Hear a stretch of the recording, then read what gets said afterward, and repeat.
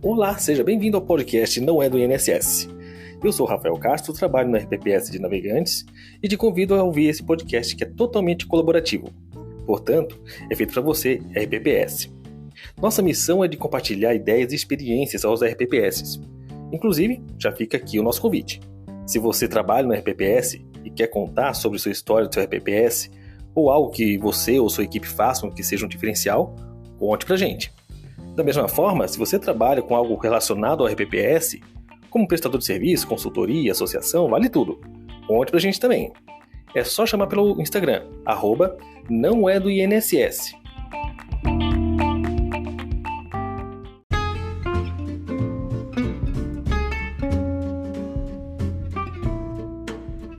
Nesse primeiro episódio, o bate-papo é com o Irã Alcides Gomes Rosa, que foi auditor da certificação Progestão de mais de 100 RPPS.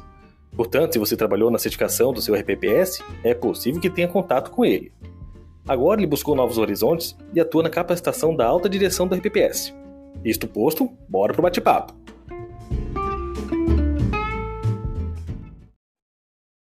Olá, Irã, tudo bem? Primeiramente, obrigado por ter aceitado o convite para conversar conosco. Queria que você contasse um pouquinho sobre o teu novo trabalho. Rafael, tudo bem com você? Como é que você está?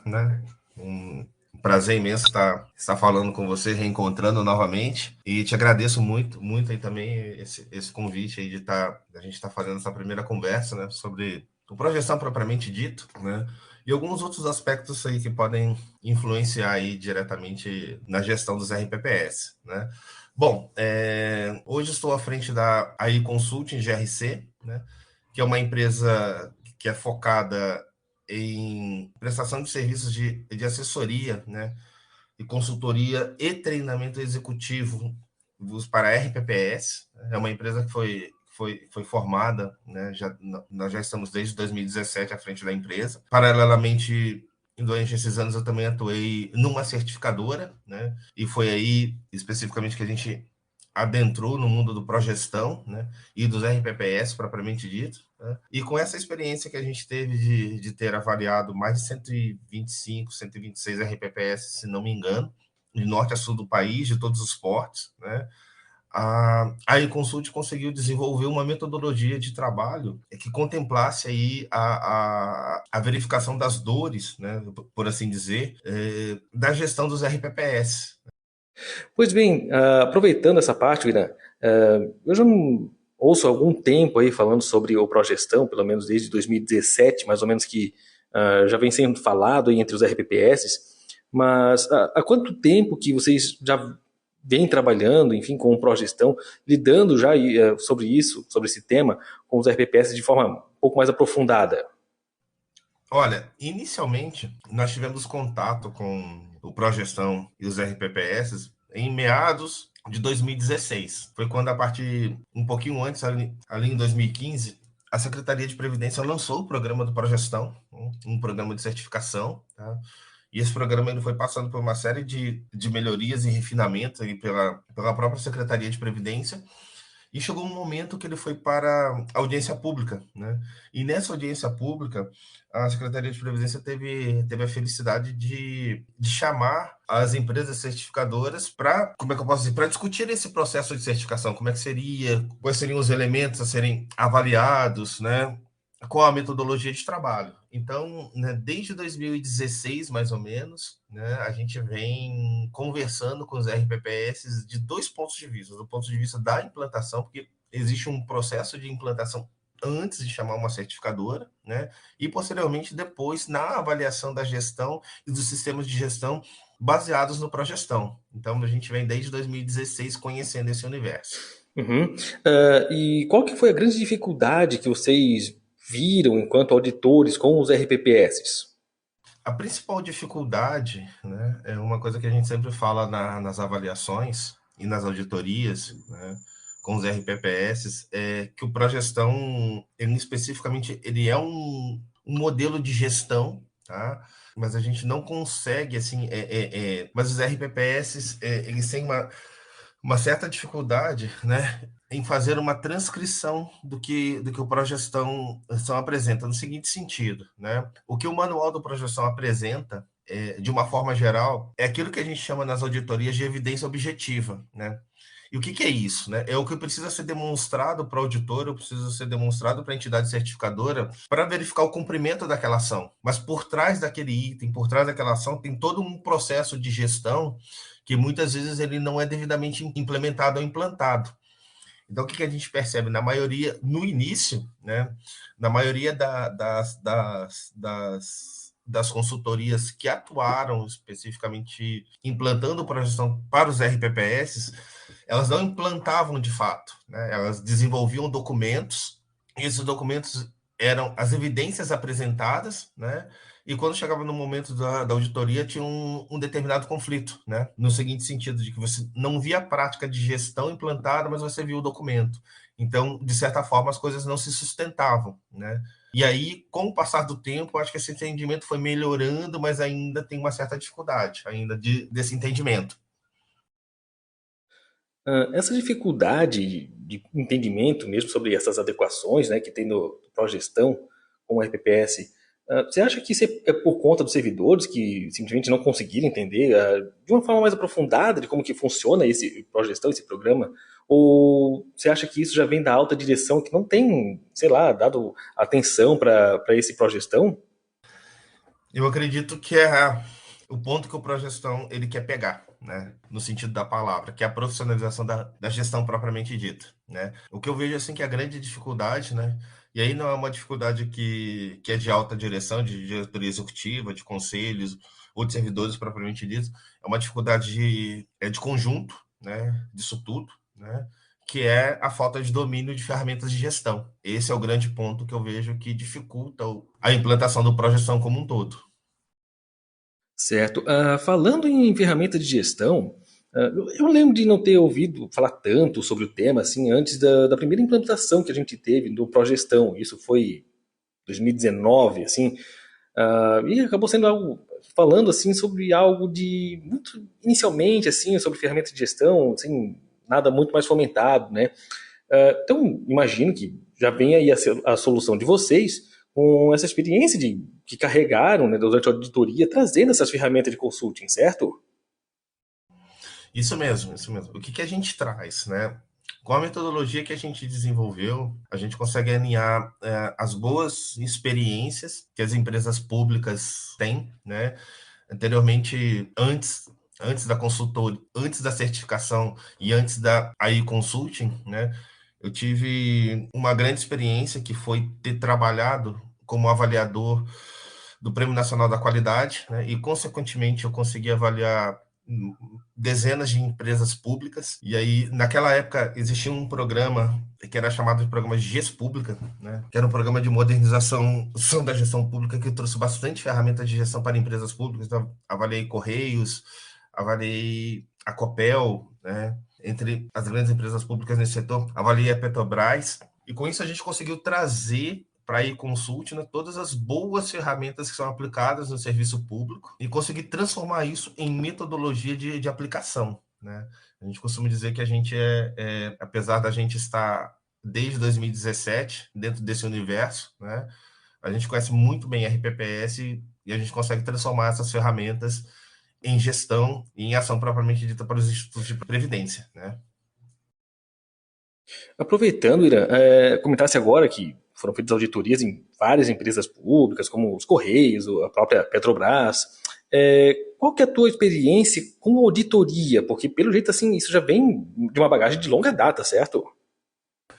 Auditoria, eu tenho experiência em auditoria desde 2003, mais ou menos. Eu venho trabalhando com auditoria. Primeiramente, iniciei com auditorias de sistema de gestão. O que é uma auditoria de sistema de gestão? É uma auditoria focada nas normas ISO 9001, 14001, né, 45001, que avaliam o sistema de gestão propriamente dito, né? E depois, né, eu dei um salto na minha vida a partir de 2009. A gente começou a fazer a avaliação de modelos de gestão. Então, desde 2009, eu venho avaliando governança corporativa, eu venho avaliando controles internos, eu venho avaliando processos e planejamentos de empresas públicas e empresas privadas também, né? Mas tenho atuado mais em empresas públicas do que privadas desde 2003 para cá.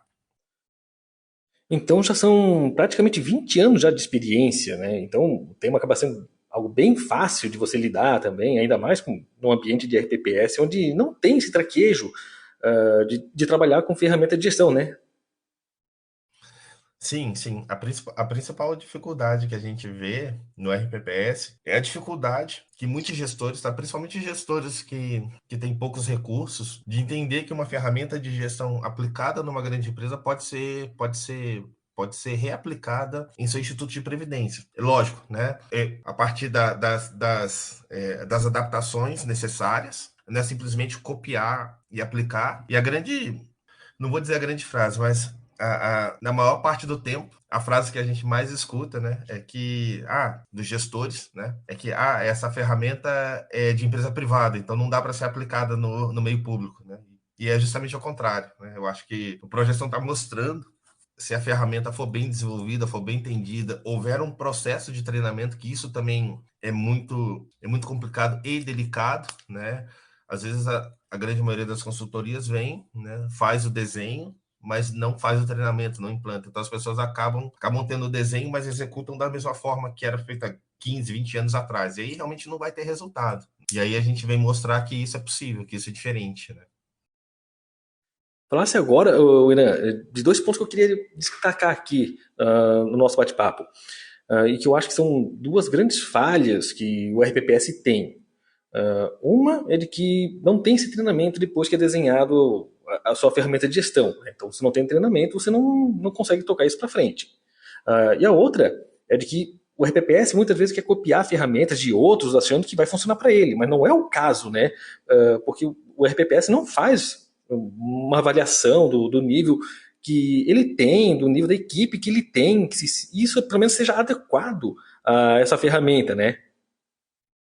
Perfeito, perfeito, perfeito. Sua avaliação foi correta nesse sentido, né?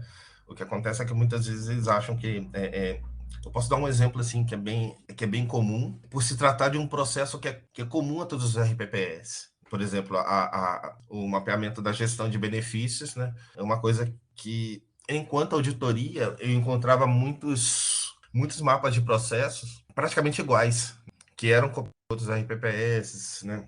Muitas vezes, né, os RPPS, por dificuldade, solicitavam os mapas para poder entender, mas acabavam adotando aquele mapa, mas esquecem que as leis de concessão, né, dos entes federativos são diferentes, então o processo é diferente propriamente dito, né? Uma etapa que, apesar de ser um processo comum a todos os RPPS, às vezes uma etapa, uma avaliação que é feita num determinado município não é feita no outro, por conta do processo estar estabelecido em um procedimento legal. Então a gente acabava vendo essa falta de avaliação, né? O que levava lá na frente alguns problemas com TCE, alguns problemas de controle interno que apontavam as falhas especificamente no processo. Uhum. E dado essa falta de uma gestão e ferramenta de gestão, dessa verificação contínua com RPPS, quais são as soluções que vocês trazem para o mercado de RPPS para ajudar na nova gestão de conselheiros, na nova gestão da própria diretoria, ou para os atuais conselheiros e a própria atual diretoria? Ó, justamente o nosso ponto de atendimento, né, o nosso ponto de solução, são nesse caso, né, é trazer, né, as ferramentas de gestão adequadas à gestão de um RPPS. Então, quando a gente fala quais as ferramentas podem ajudar, né, que a gente está trazendo, né, o Projeção fala, né, especificamente de uma ferramenta de gestão que muitas vezes é muito subutilizada, mas ela é devidamente apresentada, né? Por exemplo, o planejamento é uma ferramenta de gestão, mas o planejamento ele passa a ser uma ferramenta de gestão a partir do momento que você consegue englobar todas as áreas estratégicas, táticas e operacionais, e às vezes existe uma dificuldade muito grande por um RPPS ter uma estrutura hierárquica enxuta de fazer essa divisão e de você aplicar indicadores de desempenho corretamente, né? Então, com isso, com essa visão, com essa observação desses 125 institutos de previdência, a gente conseguiu desenvolver essas ferramentas, né, aplicado com indicadores que são condizentes à realidade do RPPS, e aí ele começar a implantar, a verificar, a monitorar e fazer as correções que essa ferramenta de gestão vai aprontar para ele.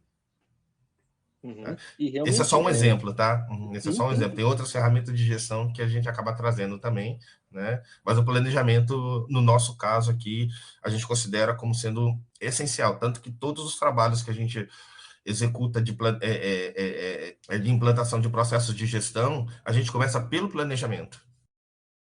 Olha, eu realmente já tive essa dificuldade de montar um planejamento estratégico, um planejamento estratégico que tivesse, inclusive, indicadores.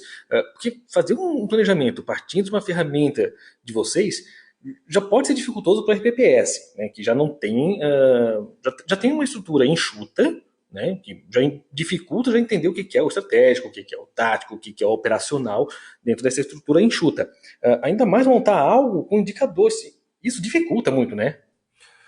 É uma grande dificuldade, até porque, além das ferramentas de gestão, né, faltam as ferramentas de suporte à gestão, né, que são, muitas vezes, alguns softwares, né, que vão fazer esse monitoramento, e 90% dos casos que a gente tem observado nos RPPS, e isso ainda é feito de forma manual. Então, isso leva tempo, eu preciso de pessoas, eu preciso de informações Ou fidedignas, coloca no Excel, né? Quando o cara manja do Excel. quando manja do Excel. Então a gente consegue trazer através de vários templates, né? Essa mudança inicial, mas é lógico, né? Se não tiver o suporte da tecnologia, a tendência é que esse processo se torne dificultoso, né? Até pela mão de obra que é você fazer a coleta de informações e fazer toda essa mensuração. E aí uma outra ferramenta de gestão também que a gente trabalha fortemente, principalmente com conselhos, é o monitoramento da estratégia, né? O conselho tem essa função, né? E muitas vezes, né, ele não faz essa função porque ou ele não sabe, que é uma função são dele especificamente, ou muitas vezes o planejamento não chega até o conselho para que o conselho consiga dar o direcionamento estratégico necessário que a organização precisa ter. São grandes essas dificuldades que o RPPS tem, né? Ter tudo isso alinhado, ainda mais alinhar tudo isso com os conselhos, dado que a rotatividade que eles têm, e também é natural que se tenha a rotatividade dos conselhos, mas até mesmo para eles entenderem como funciona os conselhos, há essa dificuldade porque alguns dos conselheiros acabam retornando, por recondução, seja por eleição, conforme seja dentro do RPPS, né? E trazem esses vícios antigos e atravancando também essa nova forma de gestão do colegiado, né? Sim, até porque vamos dizer assim, né, em relação aos conselhos, a grande dificuldade, né, e a gente pode dizer isso com certeza porque um dos pontos que nós mais estudamos enquanto auditorias e certificação foi a formação, né, e o modo de trabalho do Conselho Fiscal e do Conselho Deliberativo ou administrativo, é que realmente a falta de ferramentas de trabalho, ela dificulta enormemente o trabalho dos conselhos. Então, essas ferramentas que são aplicadas dentro do RPPS, planejamento, elas têm que ser aplicadas também ao conselho, plano de trabalho do conselho. A gente tem um trabalho que é a formação de conselheiros de alta performance, né, em que a gente apresenta essas ferramentas de trabalho aos conselheiros, propriamente dito, para que os conselheiros consigam executar o seu trabalho. E aí, né, a grande dificuldade também, né, no que a gente notou, né, e trouxe isso também para uma metodologia, é a questão da sucessão. Você falou da renovação dos conselhos, você falou da própria recondução, mas a grande maioria das vezes a gente nota que há uma ruptura e depois começa tudo de novo, e esse novo baseado nas experiências que eram realizadas nos conselhos anteriores, ou seja, né, então, o conselho acaba não tendo uma metodologia, um plano de trabalho, acaba dando uma sequência daquilo que, em um determinado momento, é interrompido, e até o conselheiro ele tem a noção de qual é o papel dele, já se passa muito tempo e a qualidade das tomadas de decisão nesse período são muito baixas. Além disso, também tem a resistência do conselho em mudar essa forma de gestão e ganhar também a qualidade de gestão, né? Essas ferramentas de alta performance aí, significa que os conselhos vão receber um treinamento para a certificação profissional, que agora passou a ser exigido deles também?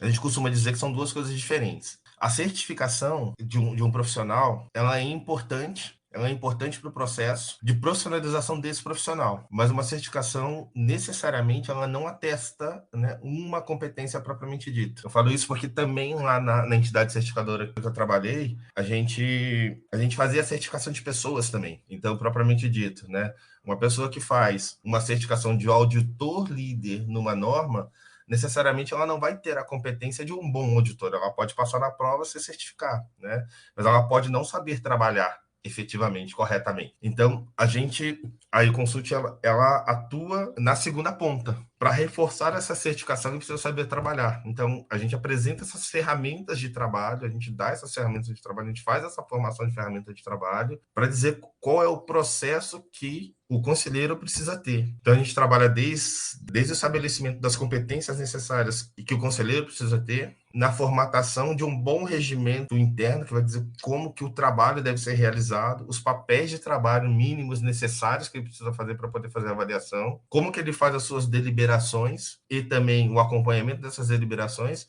e também o plano de sucessão, né? Ele não vai ficar lá para sempre, mas, né, o processo de conselho, ele não pode parar. Lógico, né? A gente faz...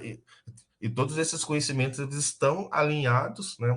A gente não trabalha num curso de certificação especificamente, né? Mas todos os conhecimentos estão alinhados à Portaria 9.907, né? Que aí é o conhecimento prático que ele precisa para, né, fazer a prova e, consequentemente, ajuda no seu processo de certificação. Então quer dizer que o trabalho que vocês fazem é algo, usando uma palavra que é da moda agora, ele é bem disruptivo mesmo para o RPPS, né? De fazer um novo regimento interno, uma nova forma de se integrar aos conselhos, ferramentas de gestão, um planejamento estratégico. Ele é diferente do que se vê hoje em dia no RPPS. Sim, a gente costuma dizer assim que a inovação, ela necessariamente não precisa ser um software. Eu acho que a gente consegue visualizar, por exemplo, uma inovação quando a gente consegue colocar alguma coisa tecnológica nesse sentido. Eu saí do papel e fui para o software, né?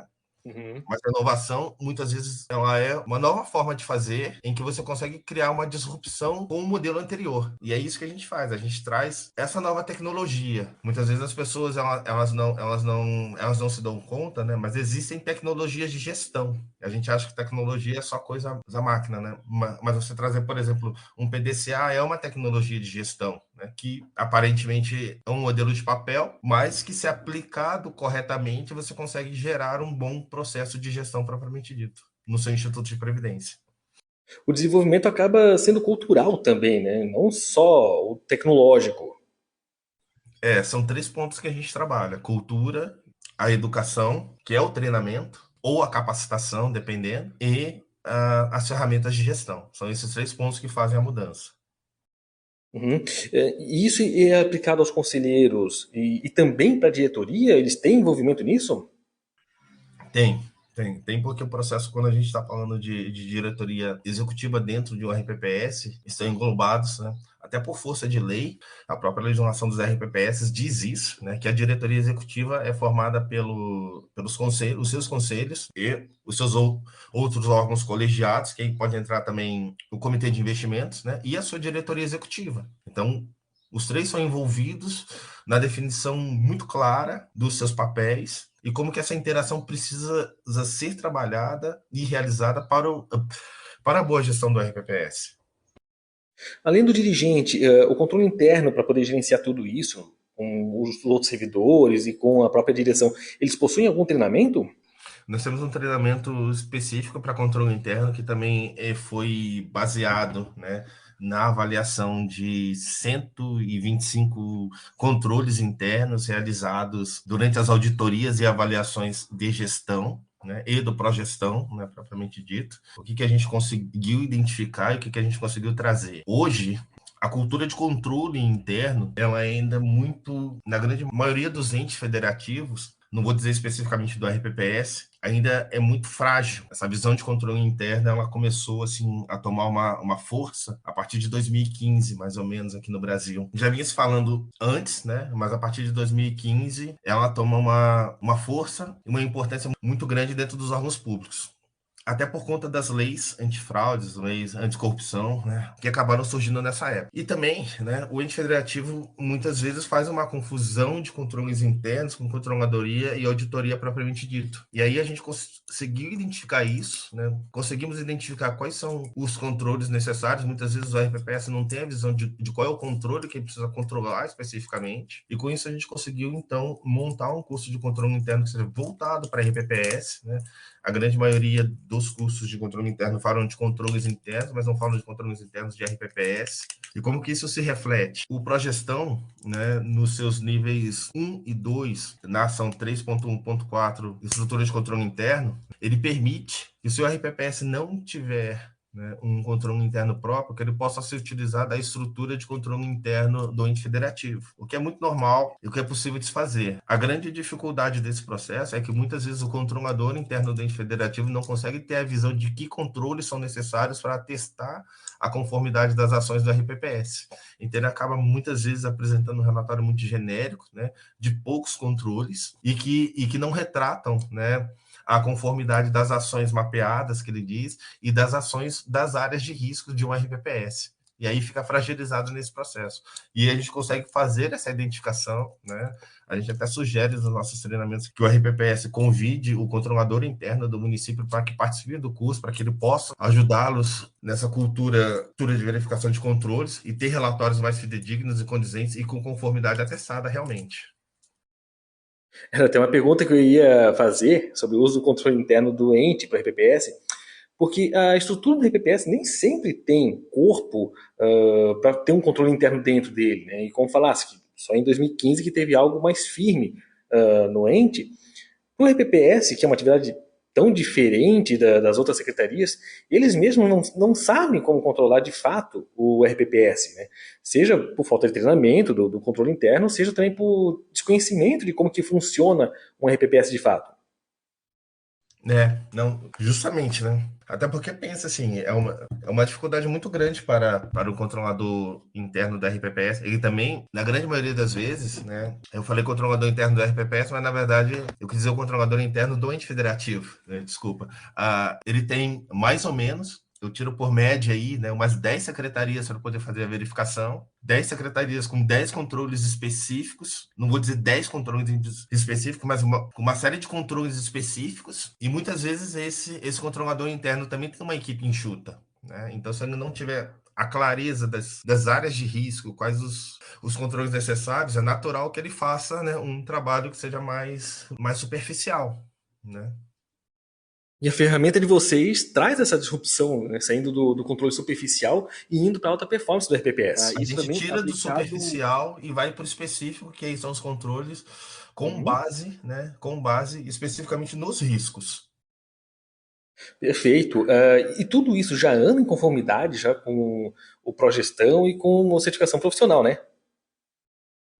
Tudo Uhum. conformidade. Todos os nossos treinamentos hoje, eles são treinamentos que estão alinhados à portaria 9.907, né, que é a portaria da certificação de gestores, dirigentes, conselheiros, membros do comitê de investimentos e gestor de recursos e também, né, com projeção. Então, tudo que nós fazemos estão alinhados, né, com essas. A gente tem as práticas de gestão alinhadas e, eu não vou dizer adaptadas, mas formatadas a partir da realidade, da cultura, tá, e da legislação do RPPS para que ele consiga executar o que realmente é feito lá e o que está em conformidade com a sua lei. Essa formatação permite também que o RPPS não tenha só um produto padrão, né? Mas tenha um produto adequado ao seu nível. Sim. A gente faz uma modelagem de gestão. E nessa modelagem de gestão, o nosso grande propósito é fazer a transferência de conhecimento. E o que é transferência de conhecimento para a gente, né? É a gente entregar a metodologia para o RPPS e dizer assim, né? Olha, a partir de hoje, vamos supor que estamos trabalhando com controles internos. A partir de hoje, tá? Você nunca mais vai me chamar para trabalhar controles internos novamente aqui. Você vai me chamar para trabalhar planejamento, a governança corporativa, né? Ou qualquer outra ação, né? Mas nós entregamos conhecimento suficiente para que o RPPS consiga desenvolver e ir melhorando seus controles internos a partir da nossa capacitação. Ótimo. E para quem estiver interessado, como é que eles fazem para entrar em contato com vocês, Irã? Hoje a gente tá com o nosso site, mas a gente está com o site em reformulação. Então, a partir de alguns dias, ele já vai estar no ar de novo. Mas nosso site chama o www.aiconsulting.com.br. Nós temos também o nosso Instagram, que é o ai.consulting. Está disponível, está aberto para todos darem uma olhadinha nas nossas soluções que nós apresentamos lá. E tem o meu telefone, né, que é o WhatsApp. E aí a gente faz o atendimento, né, e faz o retorno mais rápido nesse sentido, que é o 47 996420058. Bacana, Irã. Algum comentário final que queira passar para o pessoal?